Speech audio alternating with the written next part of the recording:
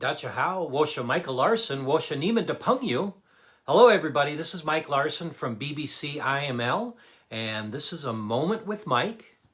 So I had a request the other day to talk about money, and in that particular case, this person is at retirement age and how to make fixed income last for the whole month.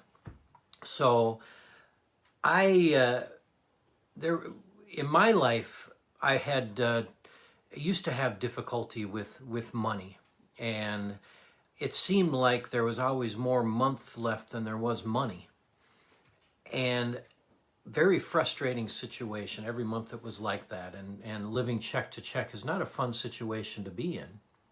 So we went on like that for a number of years, and just, it was spend and cover, spend and cover, spend and cover, and it was a very difficult way to live your life. And if anything bad happened, you didn't have anything set aside to cover it, and you were in trouble. If you had a car that broke down so you couldn't get to work, you didn't have the extra cash to take care of it.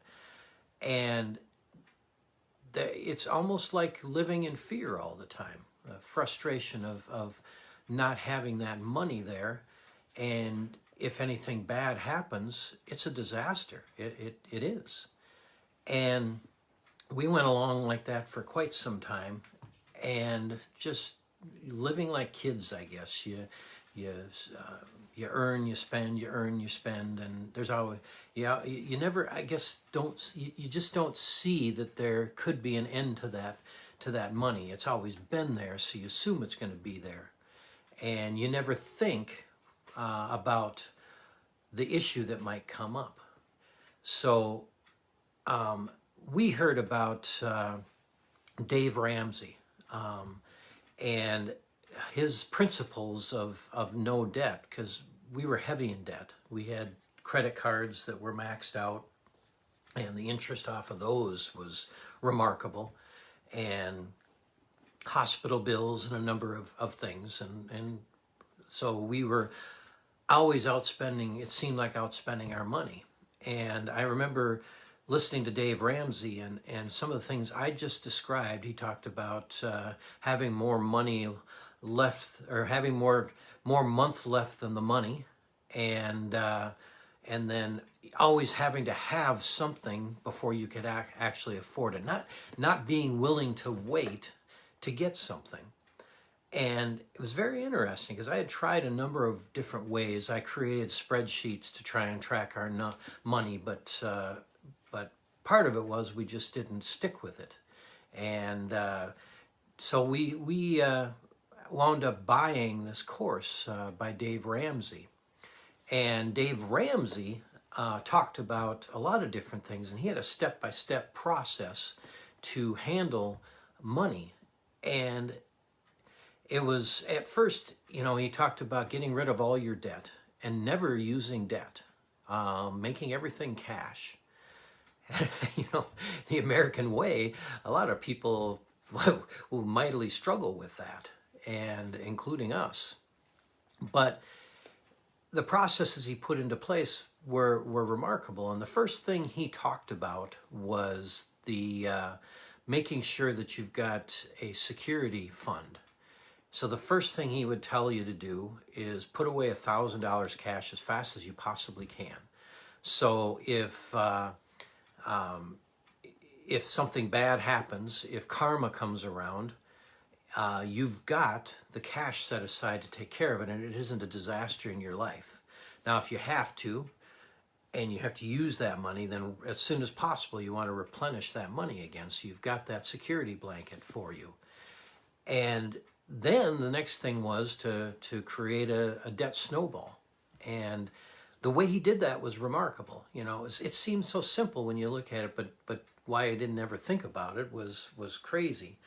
But you take all of your debt and you add it all together, from the least expensive to the most expensive, and on what all your monthly payments are and everything. And he says, first of all, make sure you make your minimum monthly payment, but anything left over goes to the least expensive item on that list, and you get that paid off, and then the money you're applying to that goes to the next item on the list, and then you can pay that off a little bit faster, and then the money from both of those goes to the next item on the list, and you can see how it snowballs.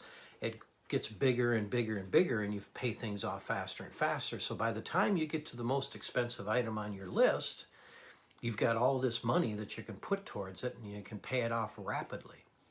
And then he talked about you have to bring back another security. See, life insurance is something we never had, and never think about it. When you're in your 20s, you don't think about those things. That's a long ways away, but things happen, and you better protect yourself. So yeah, Dave Ramsey had always talked about getting life insurance policy. And then,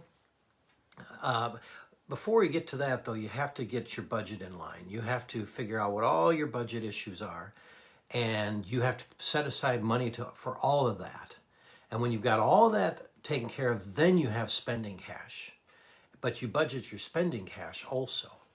And the other thing that I've always learned is one of the frustrations in life, you have to be able to handle the pressure of finances.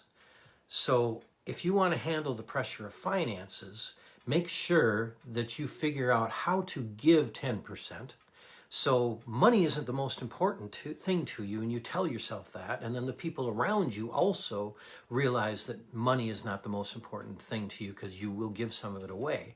Then 10% for retirement and 10% for investment, and live off the other 70%. And then budget that 70%. Give yourself a certain amount of spending money. Give yourself enough for gas and vehicle expenses, for food, for entertainment, for all of your bills. And the budget is solid. If you have to spend money someplace else, you have to take it from someplace.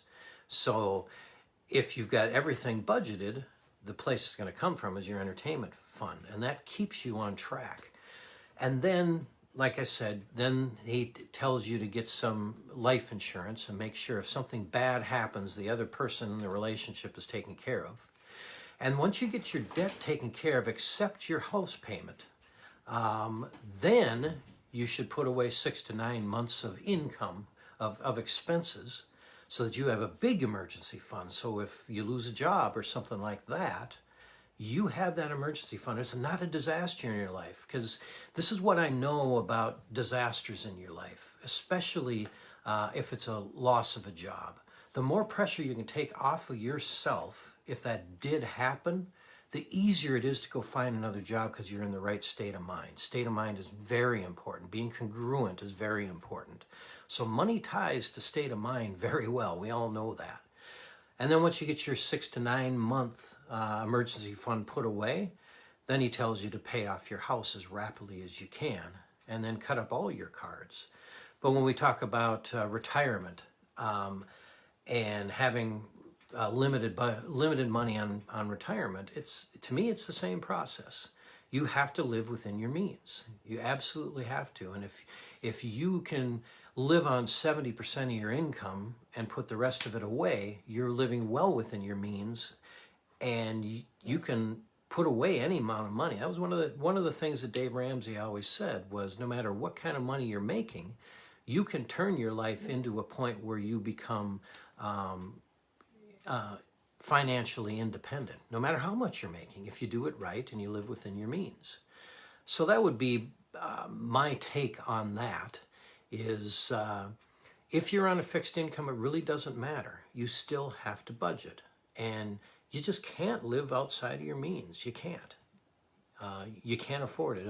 It'll ruin your life. You won't have a good life. And I remember when we did all of that, and we got our money under control, it always seemed like we had more money than we ever did when we were living check to check. It seemed like we could do more, and it's crazy how that is, but it really was.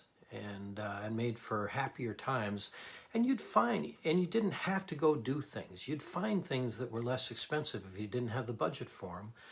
And some of the happiest times in my life have been times when I didn't have a lot of money and I found something fun to do without the money. And so you don't have to spend money to have fun. But that's my take on that, is budgeting money is one of the most important things in your life. Everything we do in life, we need congruency. What does congruency mean? It means that we have to believe in ourselves. We have to believe in what we're doing. We have to believe in the environment that it's in, and we have to believe in the people that are around us, and all that has to come together. The most congruent person will always win. And part of that in life is being congruent with your money and rounding your life off, making sure your whole life is under control. I do a thing called Circle of Life, where you divide your life out into 8 different sections. It's personal development, it's relationship, it's career, it's finances, it's faith, it's health, it's family, and it's friends or fun. And you need to balance all that out and be congruent in all of that, so that if you lose one part of it, it doesn't destroy your life. And money is a huge part of that. So they say that the number one cause of divorce is money, which is true. Actually, a funny part of that we hear is actually the number one cause of divorce is marriage, but they say that money is one of the big parts of that. So being congruent with all of your parts, different parts of your life, will give you a happy life, and money is always a big part of that. So I thank you for joining me this evening. I hope this finds you well. Have a super fantastic evening, and look for me at 7 o'clock again tomorrow night with a different subject.